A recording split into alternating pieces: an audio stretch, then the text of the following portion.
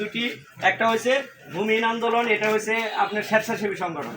আর বাংলাদেশ রাষ্ট্র সংস্কার আন্দোলন এই দেশটাকে মেরামত করার জন্য কিভাবে আমাদের নির্যাতিত, নিপীড়িত, নিষ্পেষিত এবং লুণ্ঠিত মানুষ, আমাদের যে প্রান্তিক কৃষক, অসহায় মেহনতি মানুষ, যা ভ্যান চালক, অটো চালক, তাদের জীবনযাত্রার মান কিভাবে উন্নত করা যায় সেই লক্ষ্য উদ্দেশ্য বাস্তবায়ন করার জন্য বাস্তবমুখী সংবিধান সংস্কার এবং বাস্তবমুখী সংবিধান রচনা করবার জন্য আমাদের এই রাষ্ট্র সংস্কার আন্দোলন যুগপৎভাবে মাঠে আছে।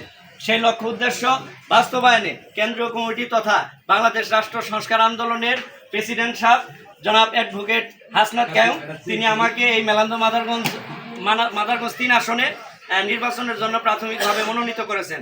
আমরা দীর্ঘস্থায়ীভাবে আমরা এই মনোনীতটা যেন আমরা ধরে রাখতে পারি, সেজন্য আমার বাড়ি ঝাড়কাটা, আপনারা আমার এলাকার লোক, এই এলাকার লোক হিসাবে, এলাকার ছোট ভাই ভাতিজা হিসাবে আপনারা আমাকে সর্বাত্মক সহযোগিতা করবেন।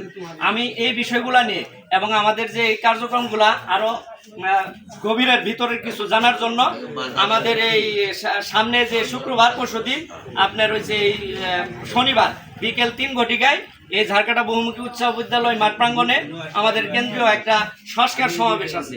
এই সংস্কার সমাবেশে আপনারা সবাই আমন্ত্রিত থাকবেন।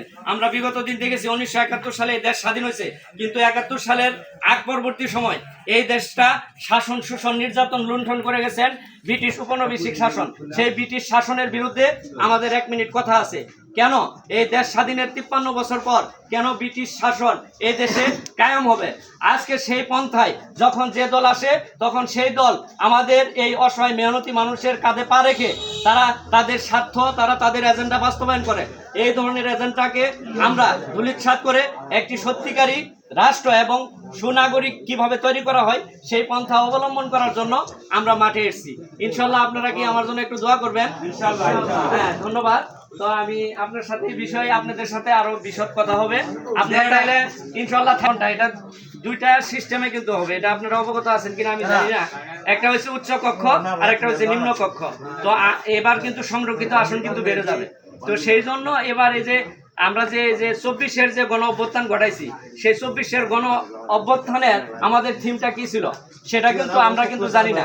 1971 সালে মুক্তিযুদ্ধ হয়েছে 30 লক্ষ শহীদের রক্তের বিনিময়ে, 2 লক্ষ মা বোনের সম্ভ্রমের বিনিময়ে। সেটা আমরা জানি কেন 1971 সালে এই দেশে মুক্তিযুদ্ধ হয়েছে। 1971 সালে এক কথায় মুক্তিযুদ্ধ হয়েছে এই কারণে, সাম্য, মানবিক মর্যাদা এবং ন্যায় বিচার প্রতিষ্ঠা করার জন্য।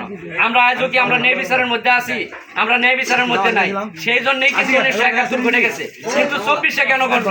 আপনি খেয়াল করে দেখেন, 69-এ গণ অভ্যুত্থান হয়েছিল, 70-এ নির্বাচন হয়েছিল, 71-এ মুক্তিযোদ্ধা, 52-এর ভাষা আন্দোলন, 90-এর স্বৈরাচার এরশাদ কিন্তু জাগ্রত হয়েছে যে আসলে অন্যায়টাকে কিভাবে পটক করতে হয়। তো আমাদেরকে এটা জানতে হবে যে অন্যায়ের মধ্যে আর এই বাঙালি থাকবে না।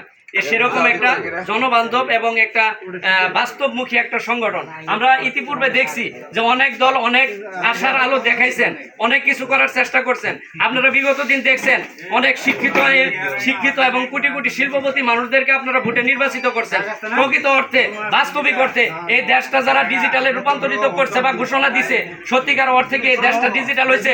দেশটা ডিজিটাল হয় নাই। কেমনে ডিজিটাল হয় নাই? যদি এই দেশটা ডিজিটাল হয় তাহলে সর্বপ্রথম আমার যে তৃণমূল, অসহায় তৃণমূল মানুষ, যারা খেটে খাওয়া মানুষ, অটো চালক, ভ্যান চালক, আমার প্রান্তিক কৃষক, তাদের জীবনযাত্রার মান যদি উন্নত না করা যায় তাহলে কখনো এই দেশ ডিজিটালে রূপান্তরিত হয় না। লক্ষ্য করে দেখবেন, আমরা সেই উদ্দেশ্য বাস্তবায়ন করার জন্য, আমরা একটা জনবান্ধব এবং কল্যাণকর রাষ্ট্র বিনির্মাণ করার জন্য আমরা এই বাংলাদেশ রাষ্ট্র সংস্কার আন্দোলন তথা বাংলাদেশ ভূমিহীন আন্দোলন এই যুগপৎভাবে এই পথ চলতেছে। ধন্যবাদ। আসসালামু আলাইকুম।